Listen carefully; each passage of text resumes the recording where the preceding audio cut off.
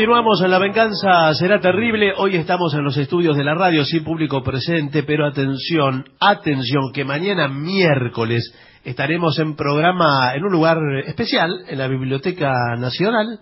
Los esperamos a las 6:30 de la tarde. Haremos el programa en el marco del Congreso Gombrowicz, ahí en la calle Agüero del 2500. Nadie debe dejar de faltar.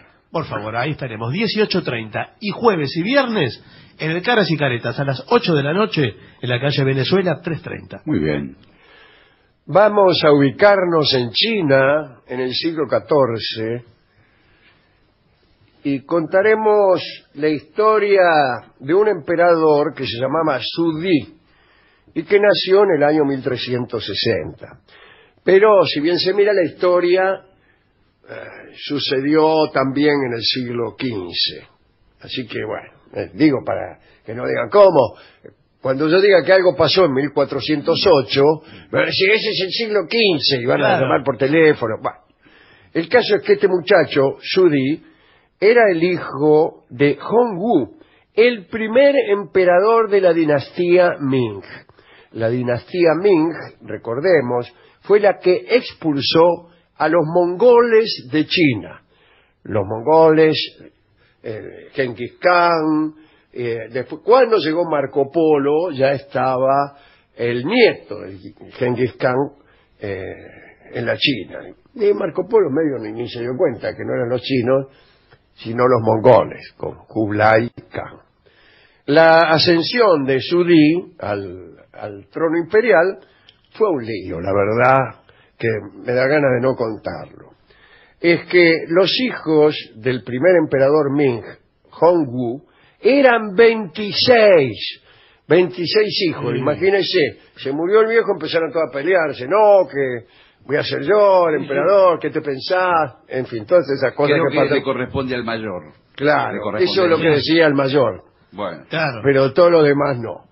Bueno, cuando Hongwu murió, muchos no querían que Zhu Di fuera emperador.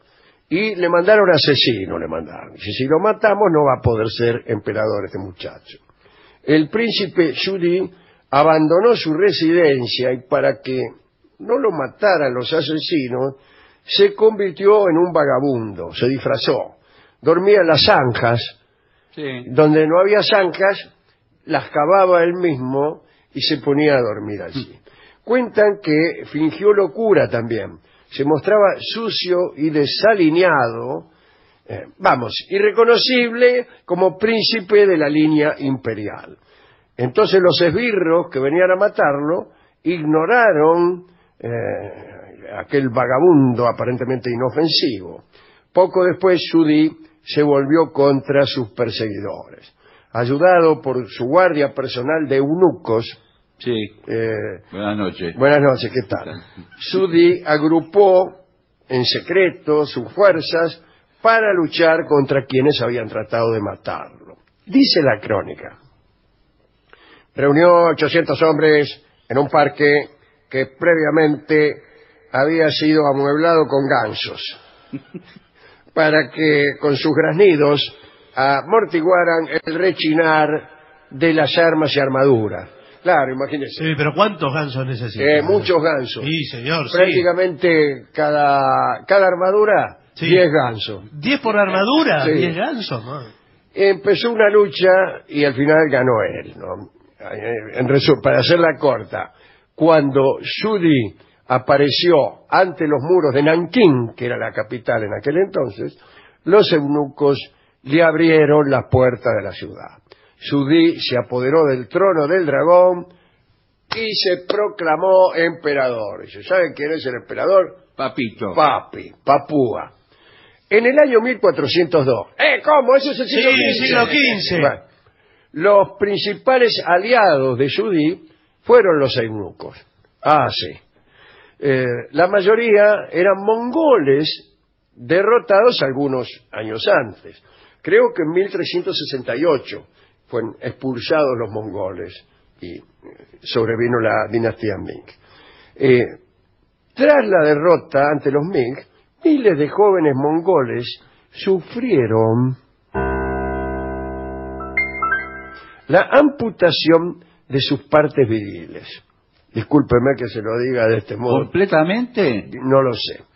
Los que vivieron fueron reclutados en los ejércitos imperiales o convertidos en sirvientes o criados. Curiosamente, eran extremadamente leales a los que habían autorizado su mutilación. Solamente a los eunucos se les permitía ejercer de sirvientes personales del emperador y custodiar a las mujeres de la familia y los aposentos ocupados por sus concubinas. Aquellos lugares se llamaban el Gran Interior. Si los aposentos privados, ahí no entraba nadie, salvo eunucos. Entonces sí, bien.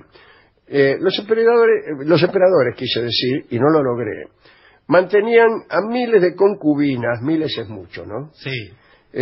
Con el fin de asegurarse descendientes varones en una época en la que la mortalidad infantil era elevada. La ausencia de varones potentes en aquellas áreas aseguraba que no hubiera dudas. Cualquier niño nacido de las concubinas podía ser únicamente hijo del emperador, para no tener problemas. Sabemos que estaba prohibido mirar al emperador de frente. ¿De frente? No lo podías mirar, no. Incluso los funcionarios de alto rango bajaban la vista en su presencia y cuando el emperador paseaba por la calle, se alzaban mamparas para protegerlo de la mirada pública, para que no lo secaran, me imagino yo. Porque hay muchos que tienen la mirada fuerte. No, sí, pero porque te resecan. Solo los eunucos podían compartir su mirada. Shudi abandonó Nankín y se estableció en la antigua capital mongola, Tatú, a la que rebautizó como Pekín. No me acuerdo cómo le llamaba Marco Polo a Pekín. Zabulán, creo, algo así. Y esta Tatú, en realidad, no era Pekín, sino una especie de ciudad adyacente que habían construido cruzando un cierto río, porque los mongoles estaban de este lado, en Pekín, y Tatú fue la ciudad con una especie de arrabal que habitaban los chinos solamente. Y después fue rebautizada con el nombre de Pekín, pero ya medio lo tenía Pekín. Como reconocimiento a sus servicios al emperador, el personaje más poderoso de todos fue el gran eunuco Zheng He. En los pliegues de su capa de seda blanca llevaba un pequeño cofrecito adornado con joyas que contenía los restos de sus partes castradas. Ya me imagino. Señor. Resecas. Bueno, sí. Me imagino que no las hidrataría. Shudi llevó la corte a Pekín, custodiada por un ejército de 500.000 de soldados. Demolió el recinto real que habían construido los mongoles y lo reemplazó. Y empezó a construir la ciudad prohibida, la hoy llamada ciudad prohibida. Una ciudad amurallada que habría de rodear los nuevos edificios. Se construyó a una escala impresionante, ¿no? Shudi quiso construir la ciudad más grande del mundo para deslumbrar a su pueblo e intimidar a sus enemigos. ¿Qué pasa? Shudi andaba preocupado y trataba de mostrar que los dioses de algún modo habían legitimado su ascensión al trono, porque en China se creía que había una relación entre la legitimidad del emperador y los accidentes, los incidentes naturales o meteorológicos que eran causados por los dioses. Si los dioses te mandaban un rayo, un trueno, un terremoto, o el gobernador o el ¿cómo se llama? El emperador vivía en un lugar muy austero, se consideraba que los dioses le habían negado su favor. Y eso quería decir algo, No le puedo decir qué. No, bueno, sí, pero una mala algo señal. malo. Una mala señal. Entonces, para fortalecer su imagen, Sudi festejó la llegada de un Killing. El Killing era un animal de la mitología china, del que se decía que tenía el cuerpo de un bisonte, el rabo de un buey, la frente de un lobo, las pezuñas de un caballo y un cuerno carnoso, ¿no? Y era considerado como un animal celestial. Y por ahí apareció. Todos decían que la llegada de un Killing constituía un signo de aprobación celestial. Bueno, claro, un mensaje. Parece que apareció un Killing.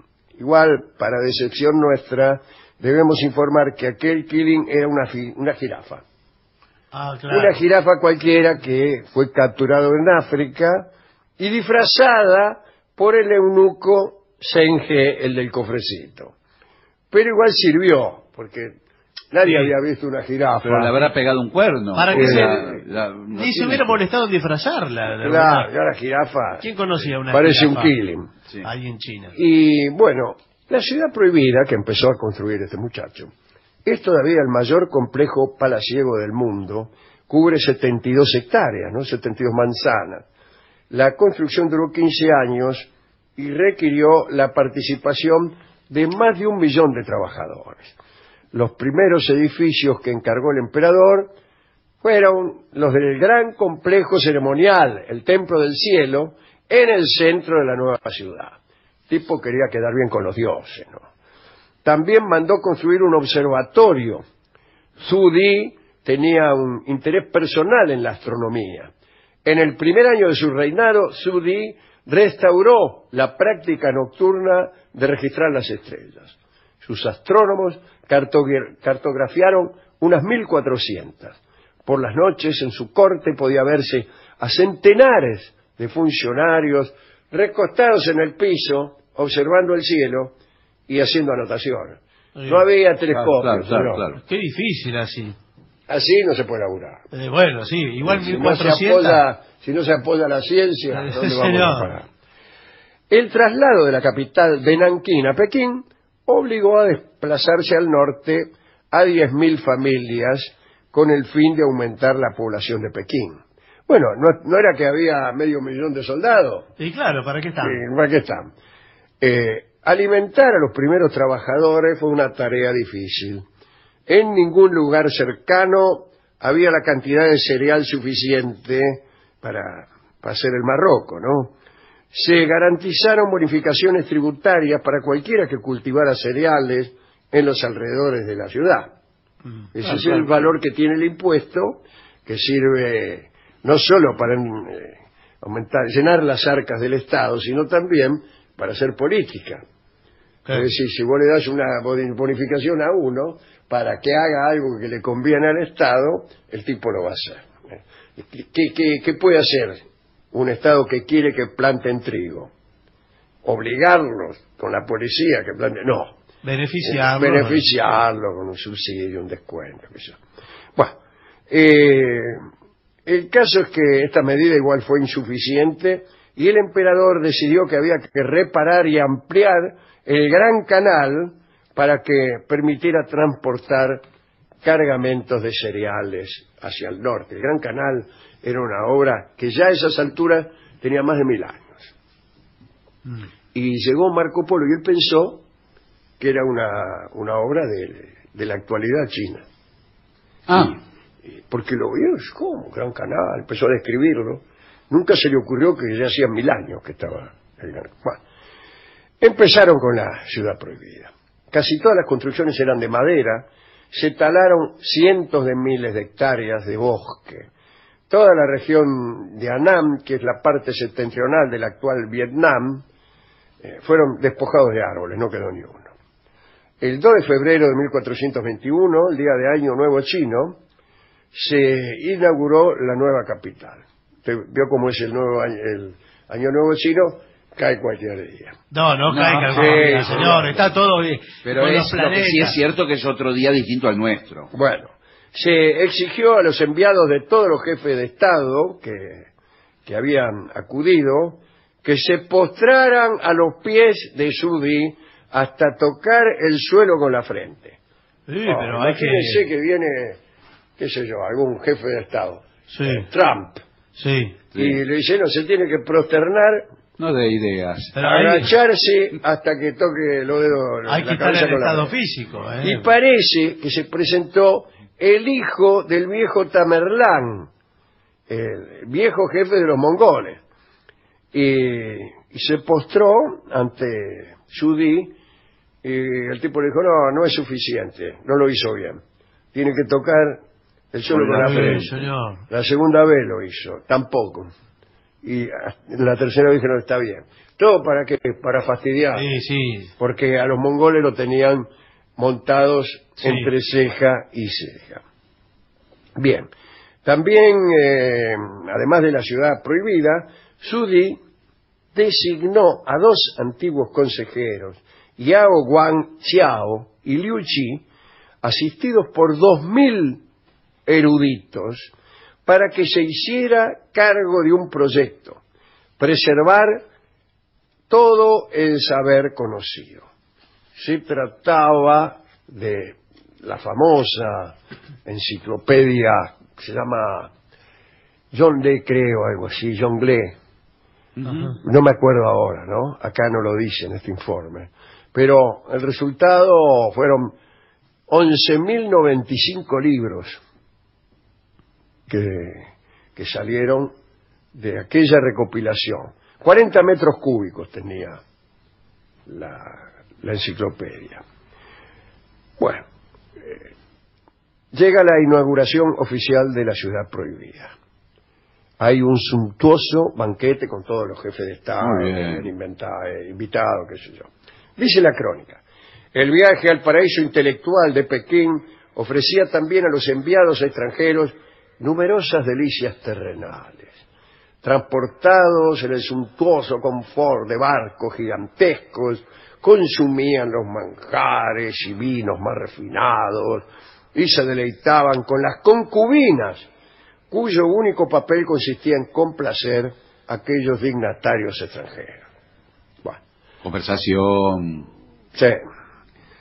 Durante un mes entero se obsequió a los gobernantes que habían acudido a Pekín la más ostentosa hospitalidad imperial. Finalmente, marzo de 1421, se organizó una gran ceremonia que era de despedida. Se van los visitantes. Muy bien, fíjese.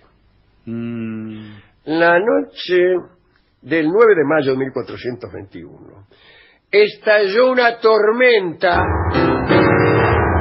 sobre la ciudad prohibida. Esa noche, dice la crónica, cayó un relámpago en lo alto del palacio y se inició un incendio. Parecía como si dentro se hubieran encendido 100.000 antorchas cargadas de aceite. ¿Cómo va a haber una antorcha cargada de aceite? ¿Dónde comprar las metáforas? No, pero... Empapada. Sí, claro. Lo que será, Pero bueno, el- no son el vueltas. caso Pero es el que, detalle del aceite está de más. espérese, la devastación fue total. Sí, aparte Se como... quemó, era de madera, se quemó toda. Claro. Escúcheme, se quemó toda. Y eso Leo tomado la como- crónica. Por favor. La bola de fuego, discúlpeme, Sí, bueno. parecían recorrer la propia vía imperial a lo largo del eje de la ciudad prohibida, destruyendo todo. Incluso el trono del emperador quedó reducido a ceniza. En el incendio murió la concubina favorita del emperador. Sudi estaba tan trastornado que cayó enfermo debido a su aflicción. A los caballos privados, porque había caballos públicos y privados. No, a los caballos de la mujer fallecida se los dejó pasear libremente, porque hay que decir que se los solía enterrar con el dueño a los caballos. Y el tipo dije, que queden ahí.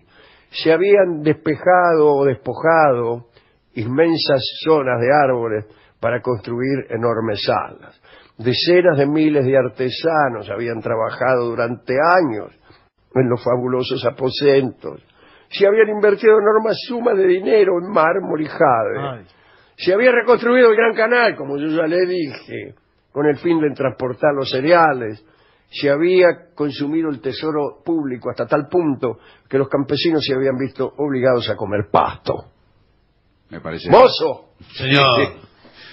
Y todo ese trabajo, sufrimiento y sacrificio solo había producido una alfombra de cenizas. Como he dicho recién, los emperadores chinos creían que gobernaban por mandato del cielo. El modo en que cayó el rayo y la gravedad del incendio que le siguió difícilmente podrían haber resultado más ominosos para su día. Un acontecimiento así, imagínense, Directamente solo podía señalar la exigencia de los dioses de un cambio de emperador. se tenía que ir al otro que día. ir. Ya está. Se señor. tenía que ir, ya está. Su di se dio todo el poder a su hijo, Su Gaozi, y aparentemente abandonado por el cielo, muchacho humillado, enfermo y trastornado, digo el viejo emperador, ¿no? Su di, perdió también el control de todo. Y el 12 de agosto de 1424 murió. 64 años tenía.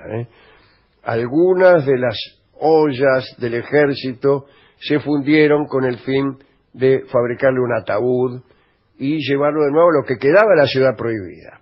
Ahora, muy bien. La ciudad prohibida se reconstruyó. Muy bien. Se reconstruyó del todo y hoy todavía podemos verla, ¿no? Junto a su di se enterraron vivas a 16 concubinas. ¿Vivas? El papel de la mujer, imagínense, ¿no? ¡Vivas! Vivas. Sí. Así se las gastaban aquellos tipos. Dios mío. Luego se selló su tumba, quiero decir, la cerraron herméticamente. El 7 de septiembre de 1424, el hijo de su di, Su Gaozi, accedió definitivamente al trono del dragón y empezó la lenta reconstrucción de la ciudad prohibida, pero eso ya es otra historia. Una cosa me llamó especialmente la atención, y es la enciclopedia preparada por aquellos 2000 eruditos. Sí. Estoy trabajando, caso si me permite, Sí. trabajando con un cuento acerca de la preparación de esa enciclopedia. Ya lo terminé. Ah, bueno. Entonces, sí. Copié todo lo que decía. No, bueno, sí, señor. ¿Y con qué podemos ilustrar, con qué tema musical podemos ilustrar esta charla? Vamos a escuchar un tema clásico de la música popular norteamericana, que es Tiempo Tormentoso, Muy bien. que es en alusión a la tormenta que se desató aquella noche y que causó la destrucción total de la antigua ciudad prohibida. Bueno, no sé si el compositor... Vamos a escuchar entonces a Frank Sinatra, que ustedes cuestionan que esa canción fue compuesta por él. Bueno, Sí, podría habría que ser, ver, es hay que raro, ver. Frank Sinatra con la China, no hay mucha Hay que ver. vinculación. Bueno, todos sabemos lo que era Frank Sinatra. Bueno, sí, No. señor. Vamos a escuchar entonces.